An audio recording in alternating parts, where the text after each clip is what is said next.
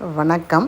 முருங்கைக்காய், கத்திரிக்காய், மாங்காய், பலாக்கொட்டை போட்டு ஒரு சாம்பார் வைக்கலாம். அது எப்படி செய்யலான்னு பார்க்கலாம் வாங்க. அதுக்கு தேவையான பொருட்கள் எல்லாம் எடுத்து வச்சுருக்கேன். இதுக்கு நான் எடுத்து வச்சுருக்கிற பொருள் துவரம்பருப்பு ஒரு சின்ன டம்ளர், அது ஒரு 75 கிராம் இருக்கும். அது ஒரு 4 பேர் தாராளமாக சாப்பிட்லாம். துவரம்பருப்பை சுத்தமாக கழுவிட்டு விளக்கெண்ணெய் போட்டு மஞ்சப்பொடி போட்டு ஒரு 8 விசில் வச்சு இறக்கி வச்சுருக்கோமா. இப்போ அடுப்பை பற்ற வச்சு ஒரு பாத்திரம் வச்சு 2 கரண்டி எண்ணெய் சேர்த்தாச்சு. எண்ணெய் காயட்டும். எண்ணெய் காய்ஞ்சதுக்கப்புறம் கடுகு, வெள்ளை உளுந்து, ஜீரகம், வெந்தயம் கொஞ்சம் கொஞ்சம் எடுத்து வச்சுருக்கோமா. அதை தாளிப்புக்கு போட்டுக்கலாம். கடுகு வெடிக்கட்டும். கடுகு வெடித்ததுக்கப்புறம் ஒரு சின்ன துண்டு பெருங்காயத்துண்டு சேர்த்துக்கலாமா. இது கட்டி பெருங்காயம், ஒரு சின்ன துண்டு பெருங்காயம் சேர்த்துக்கிட்டு அது கூட 4 காஞ்ச மிளகாயும் போட்டு வதக்கிட்டு ஒரு கைப்பிடி வெங்காயம் அரிஞ்சு வச்சுருக்கேன். அந்த கைப்பிடி வெங்காயத்தையும் சேர்த்து நல்லா வதக்கணுமா. வெங்காயம் வதங்கினதுக்கப்புறம் ஒரே ஒரு தக்காளி கட் பண்ணி வச்சுருக்கேன். அந்த ஒரு தக்காளியே போட்டு நல்லா வதக்கணும். அது கூட கறிவேப்பிலை சேர்த்துக்கிட்டு வெங்காயம், தக்காளி எல்லாம் சேர்த்து கலந்து கொடுத்து நல்லா வதக்கணுமா. தக்காளி கொஞ்சம் கரையிற மாதிரி ஆனதுக்கப்புறம் எல்லா காயும் சேர்க்கணுமா. தக்காளியும் நல்லா வதங்கிடுது. இப்போ நம்ம முருங்கைக்காயை போட்டுக்கலாம் முதல்ல. அதுக்கப்புறம் கத்திரிக்காயும் 1 by 1 போட்டுக்கணுமா. அதுக்கப்புறம் கத்திரிக்காய், இது நம்ம கொஞ்சம் சாம்பார் வைக்கணும், அதனால தான் காய்கறி கொஞ்சமாக இருக்குது.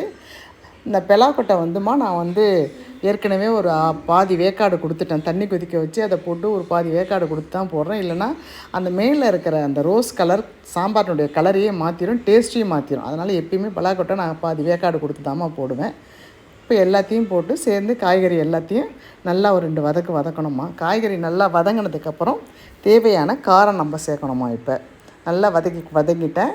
இப்போ நம்ம தேவையான காரம் போட்டுக்கலாமா. 1 ஸ்பூன் மிளகாத்தூள் போட்டிருக்கேன். எங்கள் வீட்டு மிளகாத்தூள் தான் இது, வீட்டில் அரைச்ச தூள் தான். காரம் அதிகமாக தேவைப்படுதுன்னு நினச்சவங்க கூட ஒரு 1/2 ஸ்பூன் போட்டுக்கோங்க. மிளகாத்தூளோட ஒரு கொஞ்சம் மஞ்சள் பொடியும் போட்டு தேவையான உப்பையும் போட்டு நல்லா கலந்து கொடுத்துட்டு இப்போ தேவையான தண்ணி போட்டுக்கணுமா. இந்த காய் வேகிற அளவுக்கு தண்ணி போடணும். அதாவது இந்த காய் முக்கிற அளவுக்கு போட்டுக்கோங்க. அப்போ தான் நல்லா வேகும். நல்லா கலந்து கொடுத்துட்டு காய் வெந்ததுக்கப்புறம் தான் நம்ம பருப்பு சேர்க்கணும்.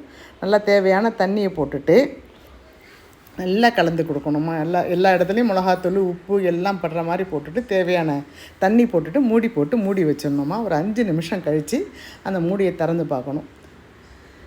சூப்பராக காய் வெந்திருக்கு பார்த்திங்களா, ஜம்முன்னு இருக்குது. இப்போ நம்ம அந்த முருங்கைக்காயும் பலாக்கொட்டையும் வெந்திருக்கான்னு செக் பண்ணிக்கணுமா. கத்திரிக்காய் வெந்துடும், ஏன்னு கேட்டிங்கன்னா அது ஒரு கொதியிலே வெந்துடும். இந்த முருங்கைக்காயும் பலாக்கொட்டையும் வெந்திருக்கான்னு பார்த்துட்டு நல்லா மறுபடியும் சாம்பாரை கலந்து கொடுத்துட்டு நம்ம வேக வச்சுருக்கிற பருப்பை தூக்கி இதில் சேர்த்துக்கணுமா. சேர்த்துட்டு தேவையான தண்ணி போட்டுக்கணும். தண்ணி போட்டு இந்த பருப்பு தண்ணி கொதிக்கணும். கொதித்ததுக்கப்புறம் தான் நம்ம மாங்காய் சேர்க்கணும். நல்லா தேவையான தண்ணி போட்டு நல்லா கலந்து கொடுத்துட்டு மறுபடியும் மூடி வைங்கம்மா. மூடி வச்சு பருப்பு தண்ணி நல்லா கொதிக்கணும். கொதித்ததுக்கப்புறம் தான் நம்ம மாங்காய் சேர்க்கணும். மூடி போட்டு 1 நிமிஷம் மூடி இருந்தால் போதும். நல்லா பலபலன்னு கொதிக்குது பாருங்கள். இந்த ஸ்டேஜில் நம்ம கட் பண்ணி வச்சுருக்க மாங்காவை சேர்த்துக்கணுமா. அந்த மாங்காவை கூடுமான வரைக்கும் கொஞ்சம் பழமான காயாக இருந்ததுன்னா சாம்பாரே டேஸ்ட்டாக இருக்குமா. பச்சை காயாக இருந்ததுன்னா அது கொஞ்சம் புளிப்பு வாடை இருக்கும். பச்சை காயை நம்ம போட்டோமா புளியை கொஞ்சம் கம்மி பண்ணிக்கணும். இந்த பழக்காயை போட்டோமா, பச்சை காயை போட்டால் புளியை கம்மி பண்ணிக்கணும், பழக்காயை போட்டாலும் கொஞ்சம் புளியை கம்மி பண்ணிக்கணுமா. கொஞ்சம் கம்மி பண்ணி போட்டுக்கலாம். நல்லா மாங்காவை போட்டுட்டு மூடி வச்சிடணுமா. மாங்காய் ஒரு பாதி அளவுக்கு வேகணும். பாதி மாங்காய் அளவுக்கு வெந்ததுக்கப்புறம் நம்ம இப்போ புளித்தண்ணி கொஞ்சமாக ஒரு நெல்லிக்காய் அளவுக்கு புளி எடுத்து வச்சுருக்கோம்மா. பாருங்கள், கரைச்ச புளியினுடைய சக்கை அது. ஒரு நெல்லிக்காய் அளவுக்கு புளி தான், கொஞ்சம் புளி தான், ஒரு சின்ன கிணத்துல கரைச்சி வச்சுருக்கேன். அந்த புளித்தண்ணியை இந்த சாம்பாரோடு சேர்த்துக்கணும். சேர்த்துட்டு நல்லா கலந்து கொடுக்கணுமா. இப்போ சாம்பார், காய், பருப்பு, புளி, காய்கறி எல்லாம் நல்லா கலந்து கொடுத்துட்டு மூடி வைக்கணுமா.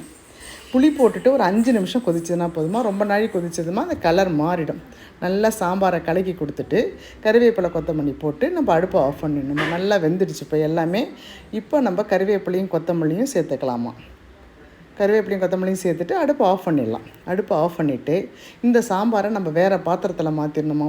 அதே பாத்திரத்தில் இருந்ததுன்னா கண்டிப்பாக கருத்து போயிடும். எப்பயுமே சமைச்ச பாத்திரத்தில் இருக்கக்கூடாதுமா. வேறு பாத்திரத்தில் மாற்றிடணும்.